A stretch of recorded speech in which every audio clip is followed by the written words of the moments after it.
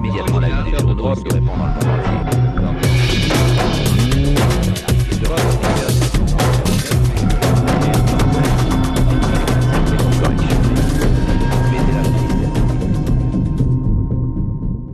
Je vais maintenant passer la parole à Renaud Van Ruymbeck, que je ne vous présente pas, puisque lui aussi est un dangereux récidiviste de ces causeries du Palais. Vous savez qu'il a été...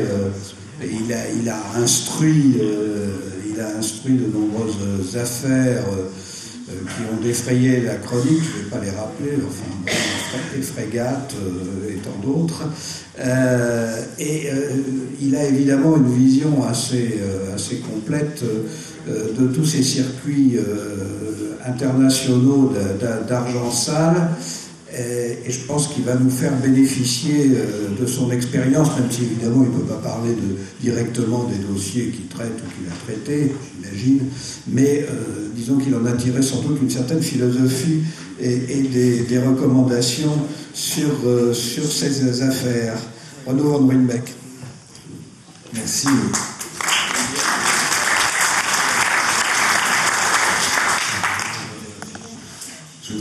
Je voudrais rassurer le précédent intervenant, puisque vous terminez sur 2 dossiers que j'instruis actuellement. L'affaire Kerviel et l'affaire Madoff sont 2 dossiers totalement séparés. Je n'ai pas encore décidé de les joindre ensemble. Alors, j'admire votre patience, parce que ça fait déjà plus de 2 heures que vous êtes là. Alors, j'ai l'avantage et l'inconvénient d'intervenir le dernier. L'avant-dernier. Enfin, l'avant-dernier, pardon. Je vais essayer de capter encore votre attention quelques instants. Vous me rappelez, l'année dernière, j'ai participé aux rencontres de Pétrarque à Montpellier. Et votre présence est pour moi un gage de civisme et d'intérêt pour des affaires, pour des dossiers qui sont quand même des thèmes qui sont pas folichons de prime abord, mais qui montrent bien l'intérêt que chacun peut et doit y porter. Et aux rencontres de Pétrarque, il y avait 600 personnes qui étaient en plein soleil à Montpellier au mois de juillet et qui étaient très, très intéressés par tous ces sujets, puisqu'on parlait notamment des paradis fiscaux. Alors, j'ai beaucoup apprécié l'exposé de Didier Gallo tout à l'heure sur l'affaire Stavisky. Et avec, dans la foulée, l'exposé de Jean Maillard, et puis ensuite l'exposé qui vient de se terminer sur le blanchiment. Et je me disais, au fond, est-ce qu'on est dans le même sujet? Puisque on voit 2 strates totalement différentes. On voit un escroc, clairement. Stavisky, bon, je ne veux pas vous parler de l'affaire Madoff, bien entendu, mais parlons toujours des autres, ce qui ne me gêne pas. En plus, c'est une affaire ancienne. Vous avez un escroc qui va finalement avoir, par son comportement individuel, entraîner des conséquences dramatiques pour des gens comme vous et moi qui aurions pu, à l'époque, souscrire des bons du crédit municipal.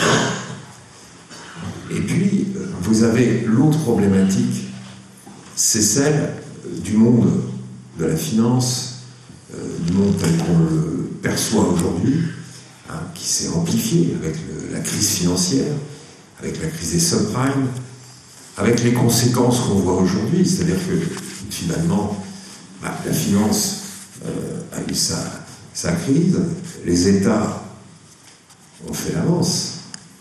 Hein, c'est-à-dire qu'au final, les États, ce sont vous et moi, c'est-à-dire que qui va payer l'addition, il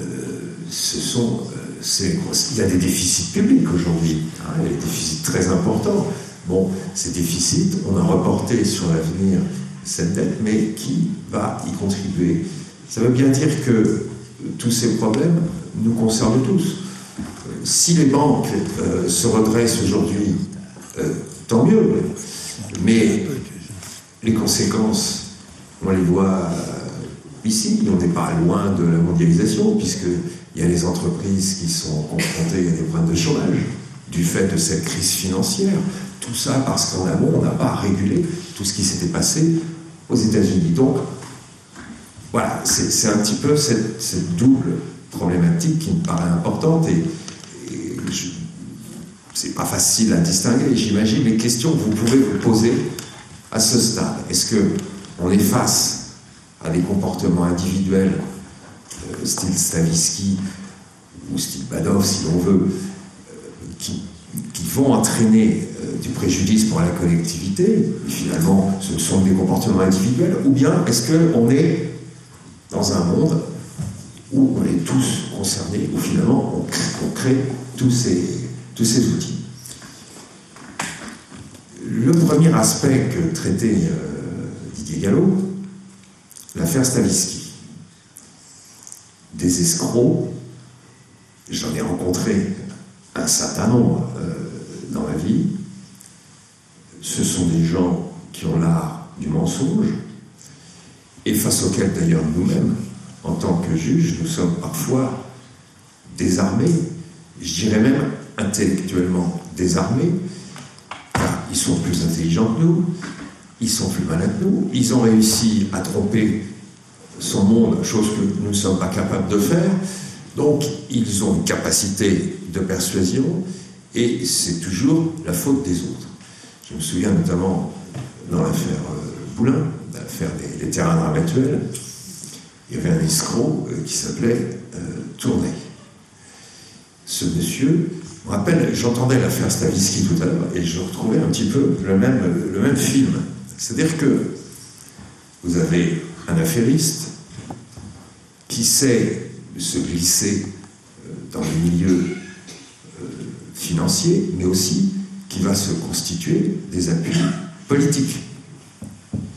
Parce qu'il avait bien compris, ce monsieur, qu'en mettant de son côté un ancien ministre, il pouvait jouer ses appuis et les faire jouer le moment venu. C'est ce qui s'est passé. Ce monsieur a réussi d'une façon acrobatique, il a quand même réussi à vendre 3 fois les mêmes terrains. C'est quand même pas mal. Et en plus, il les a achetés avec de l'argent, bien entendu, qui n'était pas le sien. Hein, ce monsieur est arrivé dans un casino, dans le nord de la France, qui vivotait. Il est venu avec sa rosette, ses relations politiques. Il habitait à Neuilly, vous ne voyez pas de comparaison avec aujourd'hui, bien entendu. Ce monsieur portait beau, et il est venu en disant, mais moi je vais vous rénover, bon, il est bien votre petit casino, il est bien, enfin on pourrait y amener des stars, on pourrait remettre de l'argent dans tout cela. Bien, il a réussi à mobiliser tout le monde, il est devenu administrateur du casino, il a obtenu un prêt important, avec à l'époque le Crédit Agricole, et avec un ministre de l'Agriculture qui n'était autre que Robert Boulin, qui allait mettre le doigt dans un engrenage dont il n'allait pas se relever. Bien entendu, cet argent, il y avait quelques millions à l'époque, c'était un prêt suisse, un peu plus opaque qu'un prêt normal, et cet argent, il l'a investi, non pas dans le casino, mais dans des terrains armatuels, en faisant croire à la propriétaire du casino que c'était un placement passager et que c'était pour son compte. En réalité, c'était à son nom. Il y a toujours un moment où il faut payer l'addition. Après, il a fallu honorer les échéances. Et à la première échéance, évidemment, là, ça a commencé à aller mal. Et qu'a fait ce monsieur-là? Il s'est retourné vers son ami, le ministre. Et il a fait en sorte, et là aussi c'est un aspect sur lequel je voudrais bien attirer votre attention, il a fait en sorte que l'affaire qui a atterri par la suite sur le bureau du procureur de la République, cette affaire n'aboutisse jamais. Voilà, cette affaire n'a jamais abouti. Résultat, eh bien ces terrains, il est allé en Normandie, il a rencontré des gens qui avaient de l'argent, des promoteurs en Normandie, alors il a dit, oh oui, sais pas si vous situez Ramatuelle, c'est près de Saint-Tropez. Voilà, on a la bulle, là, j'ai des terrains. Alors évidemment, un terrain, ça a de la valeur si c'est constructible ou pas. Il a fait en sorte de faire jouer ces relations dont je vous parlais tout à l'heure pour faire croire que ces terrains allaient être constructibles. Et donc, il a eu affaire à des Normands qui ont investi, qui ont acheté les terrains. Et puis, l'acte n'a pas pu être publié aux hypothèques. Et notre escroc, qu'est-ce qu'il a fait? Vous savez que tant qu'un acte n'est pas publié aux hypothèques, il n'est pas opposable au tiers. Donc, il est allé voir un autre notaire et il a revendu les terrains. L'autre notaire n'en savait rien, puisqu'il s'est renseigné aux hypothèques. Et il a revendu les terrains à une société suisse. Cette société suisse n'était autre que lui-même. Évidemment, par la suite, je me suis un petit peu intéressé à lui, j'ai hérité de ce dossier, et je me suis fait taxer à l'époque. C'était pas facile, j'avais 27 ans à l'époque, mais d'un juge haineux de la société, de connivence avec un escroc pour abattre un ministre, et avec un garde des Sceaux, malheureux, il était absolument pour rien, puisque je faisais le jeu de ce garde des Sceaux dans une compétition pour être Premier ministre. Donc voilà cet escroc classique, dirais-je, auquel on a affaire. Quand j'ai eu affaire à ce monsieur, je l'ai écouté. Le travail du juge consiste à écouter. Il m'a semé le trouble sur un certain nombre de points, car il savait extrapoler de différents éléments sa propre vision, qui était parfaitement cohérente. Ce sont des grands manipulateurs. Et tout le problème, et on retrouve la même problématique aujourd'hui dans beaucoup d'autres dossiers que j'ai traités et que je continue à traiter aujourd'hui, on a toujours le problème de la manipulation. Et bien entendu, à l'arrivée, s'il y a des dégâts, s'il y a du grabuge, ça sera la faute du juge. Il n'avait qu'à se mêler de ce qu'il regarde, il n'avait qu'à s'occuper des petits délinquants, il n'avait qu'à aller aux comparutions immédiates et ne pas mettre son nez dans ces affaires. D'ailleurs, aujourd'hui, je signale qu'aujourd'hui, le problème est en passe d'être définitivement réglé, puisque moi j'appartiens à une espèce en voie de disparition. Oui, le juge d'instruction, ça a été annoncé par le président de la République, va être purement et simplement supprimé. Donc, on élimine les gêneurs. Ils sont apparus sur la scène il y a une vingtaine d'années, quelques-uns, dans quelques dossiers importants. Malheureusement, Didier Gallo n'a pas eu le temps tout à l'heure d'aborder le problème du traitement de l'affaire Stavisky. Bon, on pourrait parler du scandale de Panama. Je ne sais pas si vous avez entendu parler de ce scandale. Il y avait quand même eu beaucoup de députés à l'époque qui avaient été achetés.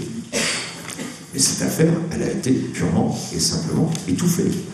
Après, on a eu d'autres scandales qui n'ont jamais émergé. Je pense au scandale de la garantie foncière.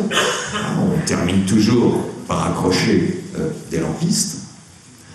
Bref, tout ça pour vous situer un peu le rôle qu'on essaye d'avoir à notre niveau, avec des petits moyens, face à des structures qui sont bien organisées, face à de véritables intelligences. Là, je vous parle des escrocs. Parlons un peu maintenant de l'autre aspect, l'aspect paradis fiscaux, l'aspect bulle financière. Vous avez vu tout à l'heure avec l'exposé de M. Jean Maillard qu'il n'y avait pas de fatalité dans la crise financière aux États-Unis. N'empêche que le système a fait que, aujourd'hui, nous sommes face à ce système. Demain, quand il faudra payer l'addition, je rassure ceux qui ont de l'argent dans les paradis fiscaux, ils ne paieront pas, puisqu'ils sont cachés. On ne les connaît pas. Il y a des systèmes protecteurs. Le plus paradoxal aujourd'hui, Vous avez vu le G20. Le G20, la main sur le cœur, on supprime les paradis fiscaux. Bien. Les paradis fiscaux se sont jamais aussi bien portés qu'aujourd'hui. L'argent qui passe dans les paradis fiscaux est de plus en plus important. Mais on va les supprimer, on va les mettre au pas. D'ailleurs, la première chose qu'on va faire, on va faire des listes. Alors, c'est marrant, il n'y a personne sur la liste noire. Il y a eu un pays. Il y en a encore 4 ? Non, il y en a eu 4. Il y en a eu 4. Il y en a eu 4, mais... Pendant une semaine. Pendant une semaine, il y a eu 4 pays sur la liste noire. Ils n'y sont plus. La main sur le cœur, ils ont dit on ne jouera plus le rôle de paradis fiscal. Et régulièrement, on nous annonce, la main sur le cœur, il suffit de lire les journaux, et tout va bien, Madame la Marquise, on est en train de supprimer ce scandale permanent des paradis fiscaux parce qu'on venait juste de s'en apercevoir. Il y a des listes grises. Il y a des listes grises, et puis là, on rentre dans la subtilité. Il y a des listes gris foncé, des listes gris clair et des listes blanches. Donc, tout le jeu aujourd'hui des paradis fiscaux consiste à passer progressivement du noir au blanc. Voilà. Et comme un seul homme, on y arrive progressivement. On va bientôt y arriver. Il suffit de signer un certain nombre de conventions. Bien. Oui, il faut voir comment derrière. Mais attendez, je ne comprends pas parce qu'ils se portent toujours bien. Il y a, quand même, mentalement, je me dis, il y a quelque chose qui ne va pas. Il n'y a plus de paradis fiscaux sur la liste noire, et encore aujourd'hui, ils prospèrent. Je vais vous donner un exemple que j'ai eu avec les Bahamas. J'avais un monsieur, un intermédiaire dans une affaire de corruption internationale, qui a collecté beaucoup d'argent et qui connaissait bien le président de la République d'un pays d'Amérique du Sud.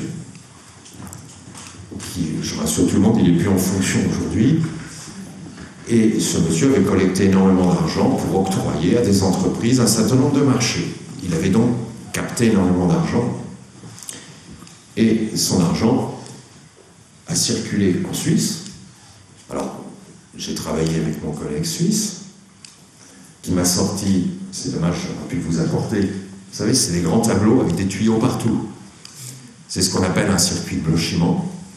C'est-à-dire que vous avez 10 ou 12 sociétés offshore, des sociétés des Bahamas, des sociétés des BVI, qui en réalité sont des coquilles vides, et puis vous avez des dizaines de millions de dollars, voire des centaines de millions de dollars, qui circulent dans tous les sens, avec des comptes qui sont ouverts en Suisse, à Singapour, à Hong Kong, à Gibraltar.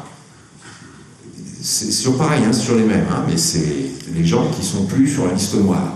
Hein, et qui, au final, le juge suisse me dit, mais au bout de 2 ans, parce qu'il faut beaucoup de temps pour reconstituer un circuit, alors qu'ils font valser l'argent en 24 heures, me dit, l'argent est parti aux Bahamas, au nom d'une société des BVI, des British Virgin Islands. Bon, que faire? On va demander aux autorités judiciaires des Bahamas de bien vouloir nous communiquer des informations sur le titulaire du compte et sur la destination des fonds. J'avais à l'époque un relais aux États-Unis, un policier qui était là-bas, vous savez, des policiers qui sont un peu dans tous les pays, qui nous assistent, que j'ai eu au téléphone, et qui m'a dit qu'il allait faire un tour aux Bahamas. 15 jours après, j'avais déjà envoyé ma demande depuis quelques mois, je n'avais pas de réponse. J'avais beau relancer, pas de réponse. Donc j'ai demandé à ce policier d'intervenir, de voir un petit peu. On veut bien travailler, mais bon, travailler pour rien, c'est peut-être pas la peine. Et ce policier, donc allé aux Bahamas, il a rencontré un attorney, un procureur, là-bas, qui lui a dit que la demande, de toute façon, ne prospérerait pas. Donc, je ne fais pas beaucoup d'illusions. Et puis, quelques temps plus tard, je reçois un email des Bahamas, d'un lawyer, d'un avocat, parce que là-bas, les procureurs ont des avocats qui les conseillent, me disant « Écoutez, monsieur, on a bien reçu votre demande, mais il faudrait plus de précision dans votre demande. » Alors, quand vous avez ce type de demande, vous avez deux solutions. Soit vous dites « J'ai assez travaillé comme ça, je le mets au panier, sachant ce que pense l'autre. » Soit vous faites semblant, vous faites comme si, je demande des précisions, je vais lui réexpliquer ce que j'ai déjà expliqué dans ma première demande. J'envoie donc, je refais une nouvelle explication de texte, en expliquant pourquoi j'étais là. Ce que je demandais, c'était une affaire de corruption internationale avec un ancien chef d'État à l'étranger. Bon. Et je reçois 8 jours après une nouvelle réponse en disant « On a bien reçu vos éléments d'information, mais il nous manque encore quelques précisions. » Alors, il se trouve qu'on était en plein G20. Il y a quelquefois des accidents comme ça dans l'histoire. On était en plein G20 et je pense qu'il devait, je ne veux pas dire monnayer, mais il devait essayer d'obtenir le glissement de la liste noire à la liste grise, voire à la liste blanche. Donc je me suis dit, on va se faire plaisir, on peut se faire plaisir. Au moins on a encore cette ressource-là. Je leur ai envoyé un courrier en leur disant, j'ai bien compris que ce dossier était un dossier, un sensitive case, un dossier sensible chez vous, au vu des personnes impliquées, ce que je peux comprendre d'ailleurs.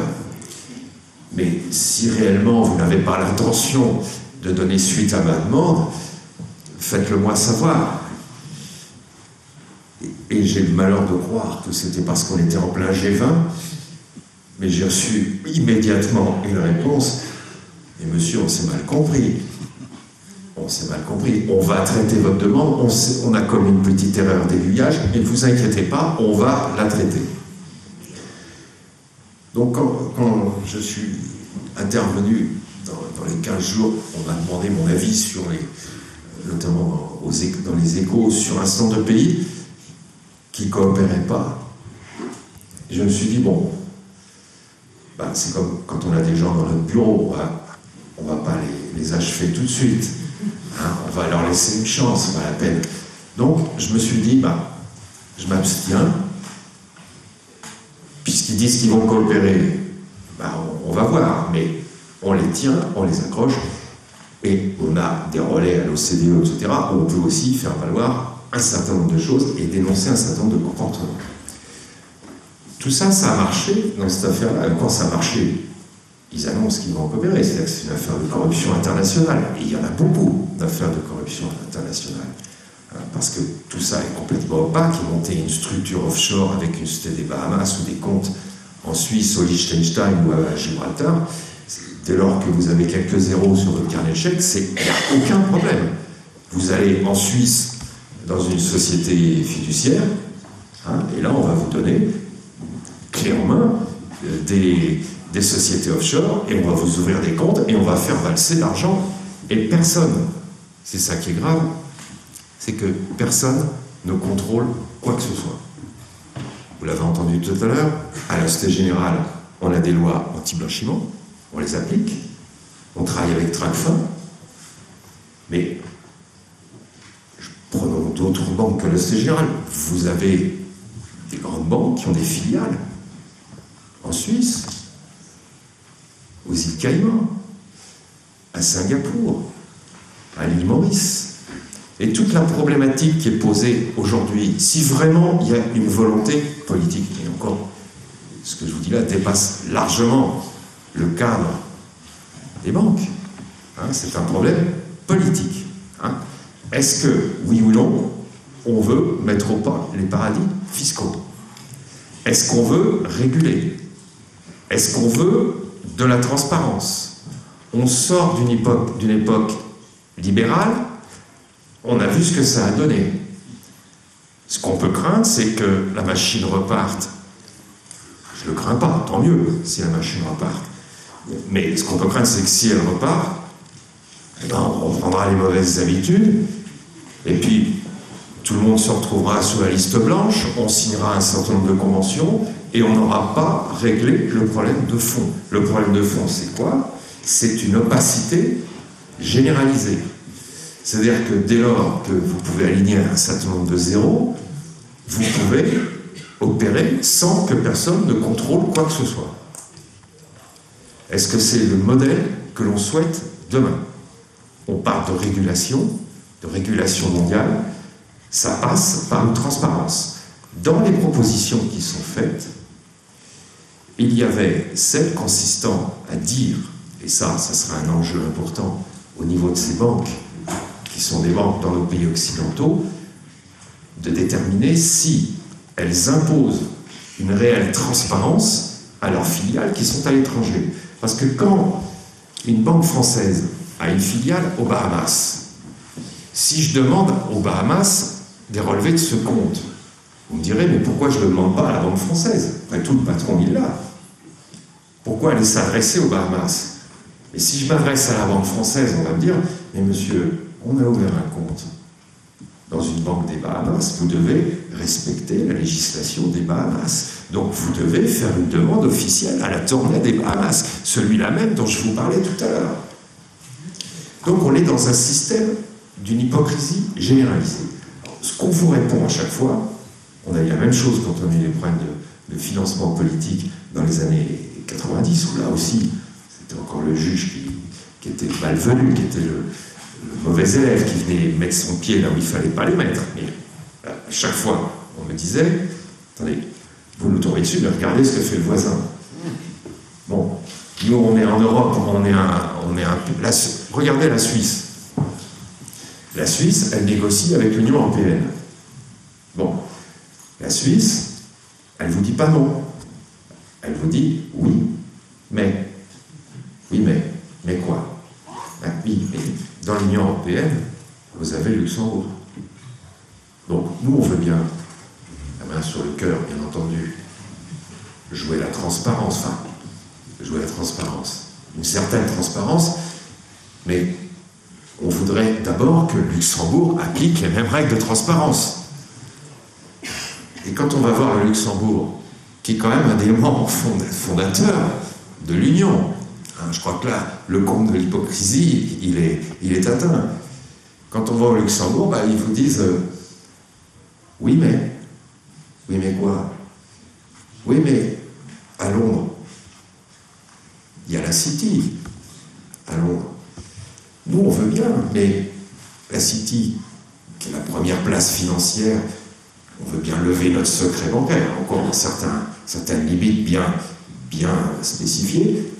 Pourquoi est-ce que Londres ne le fait pas? Donc, quand Londres le fera, nous on le fera. Vous citiez l'exemple du Delaware tout à l'heure. Vous voyez bien à travers ces quelques exemples qu'on est face à une hypocrisie généralisée. Le problème, c'est le secret bancaire.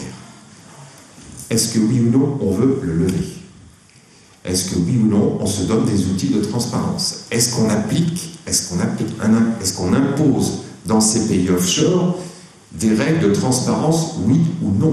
Est-ce que les États veulent le faire? Bon, ils disent, certains le disent, pas tous. Il n'y a pas unanimité non plus pour aller ouvrir les comptes. Des règles de transparence, il y a des règles élémentaires qu'on pourrait adopter, qu'on a chez nous. Le paradoxe, c'est que chez nous, ou même au sein, en Allemagne, ou en Italie, ou dans d'autres pays, il y a des structures de contrôle. À la Société Générale, il y a une structure anti-blanchiment, il y a un organisme qui s'appelle Tracfin. Dès qu'il y a quelque chose de suspect, on le voit. Mais le problème, c'est que là, on est à l'étage au-dessus. On est confiné dans notre pièce, mais on ne voit pas ce qui se passe au-dessus. Parce que quand à la Société Générale, vous avez un client qui vous envoie de l'argent de Suisse au nom d'une société panaméenne, mais c'est pas interdit.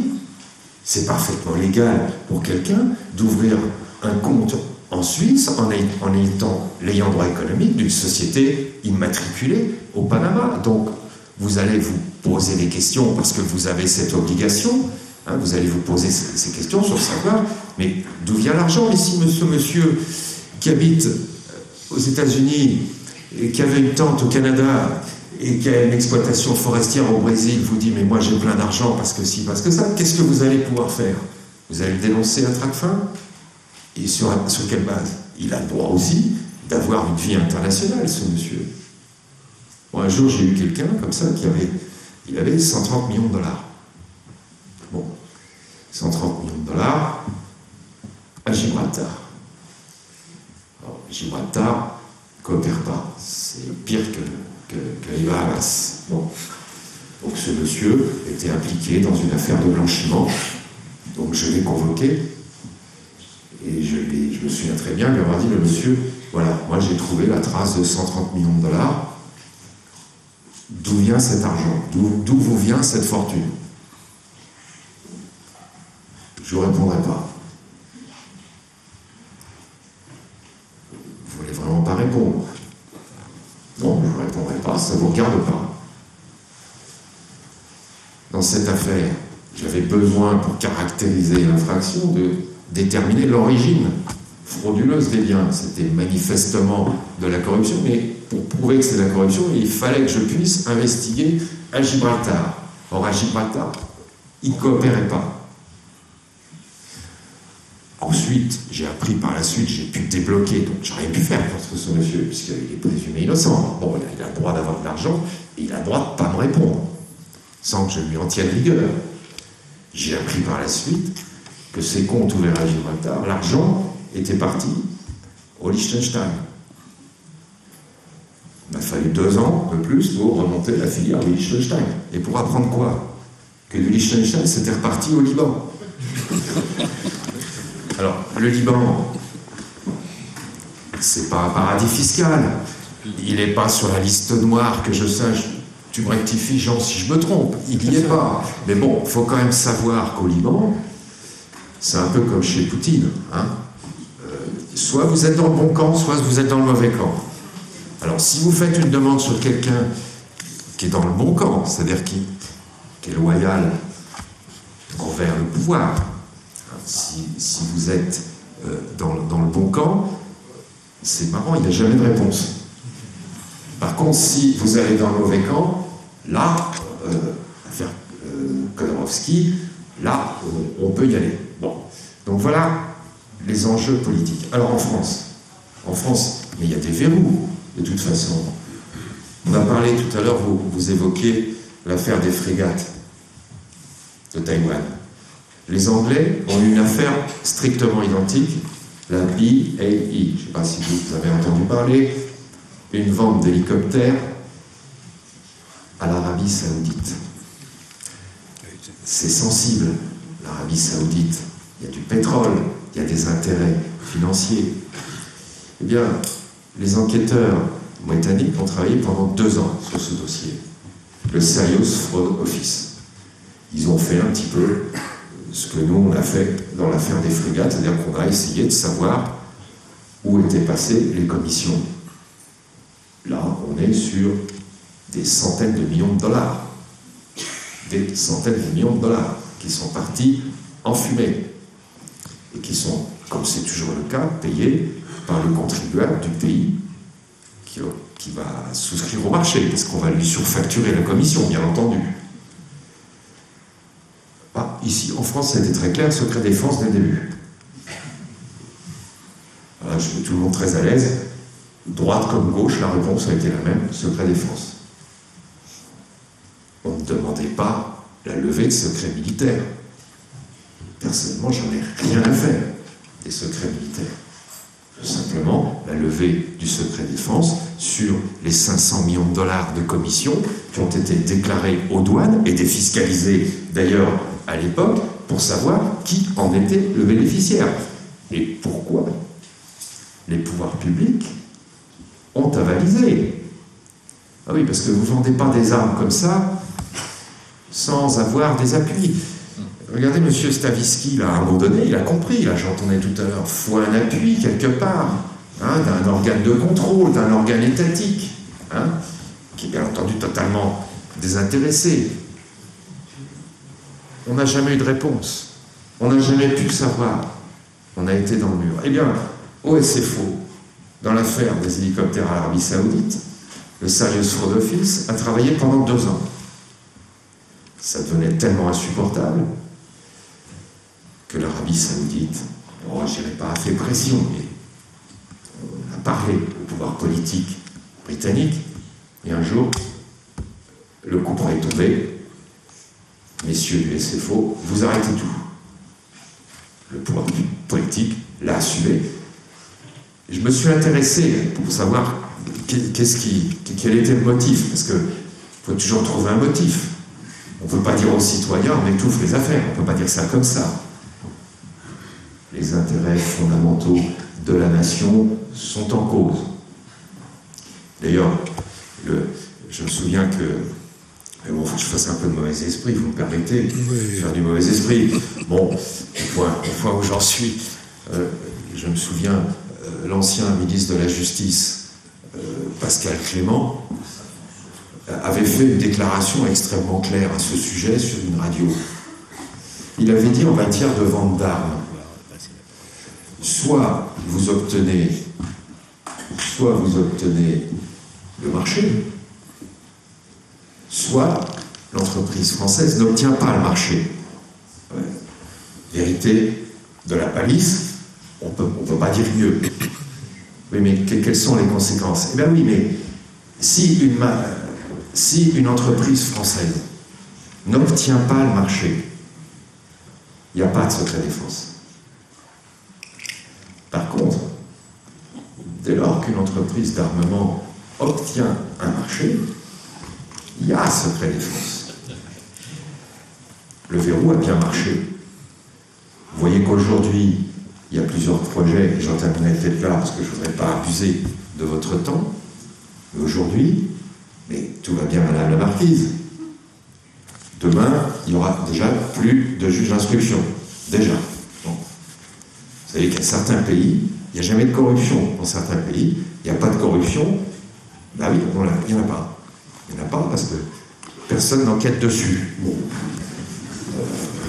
Voilà, prenez l'exemple, mes collègues suisses avaient, à une époque, dénoncé un certain nombre de choses à l'Allemagne, mais il y avait du financement politique, il n'y a jamais eu de suite. Bon. Donc, si on n'enquête pas, il n'y a pas...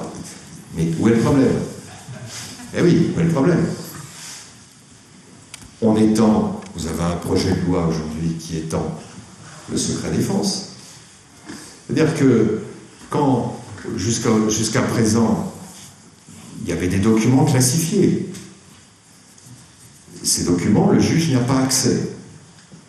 Moi, je me suis rendu aux douanes dans l'affaire Elf. Dans l'affaire Elf, là aussi on touchait un sujet sensible. La France-Afrique, comme disent de mauvais esprits. Et bon, il y a de mauvais ton d'en parler aujourd'hui. Là aussi, ça n'a jamais existé. Il n'y a pas de France-Afrique, il n'y a pas de dictateur corrompu et il n'y a pas de rétrocommission. Par contre, il y a eu des déclarations en douane que j'ai eu le mauvais esprit d'aller chercher. Mais bon, monsieur, secret défense. Demande de main levée. On m'a donné une ou deux petites factures qui n'avaient aucun intérêt. Annonce publique. On a levé le secret défense dans l'affaire Elf. Quand j'ai vu cette annonce publique, je me suis dit, c'est pas possible, ils ont levé le secret défense sur ce dossier. Et puis, 8 jours après, j'ai reçu 5 documents, alors qu'il y avait tout ça que je demandais. Mais c'était une belle communication de la part du ministre de l'époque. De toute façon, après, on a... Alors, vous savez, dans ces cas-là, on récidive. Il y a les alternances. On est dans des régimes démocratiques, donc c'est pas toujours le même qui est notre interlocuteur. Donc, on a essayé 4 fois. 4 fois. Et pour les 4 fois, la réponse a été la même. Vous savez quoi? Vous avez un ministre de gauche qui succède à un ministre de droite, vous dites, peut-être que lui, il va lever. Non. Et puis on est revenu à droite. Là aussi, non. Donc circuler, très bien. Circuler, ça veut dire que dans ces marchés, hein, où on ne demandait que l'accès aux commissions, on n'a jamais demandé le contrat de vente principal des armes. Ça, c'est pas notre problème. Le contrat de commission était visé par le secret défense. Et pour en terminer par le ministre de la Justice, quand même, qui s'est exprimé à ce sujet-là, il a dit pourquoi il y avait du secret défense. Pourquoi est-ce qu'on met du secret défense dans les ventes d'armement? Il a précisé, ça au moins le mérite, pour une fois de la transparence, dirais-je,